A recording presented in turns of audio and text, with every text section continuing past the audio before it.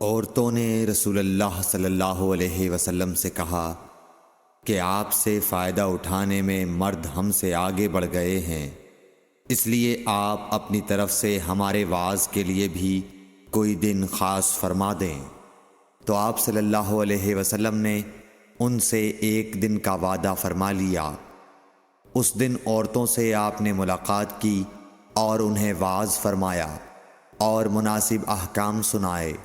جو کچھ آپ صلی اللہ علیہ وسلم نے ان سے فرمایا تھا اس میں یہ بات بھی تھی کہ جو کوئی عورت تم میں سے اپنے 3 لڑکے آگے بھیج دے گی تو وہ اس کے لیے دوزخ سے پناہ بن جائیں گے۔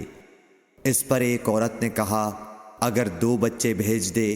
آپ نے فرمایا ہاں، اور 2 کا بھی یہ حکم ہے۔ صحیح بخاری حدیث نمبر 101۔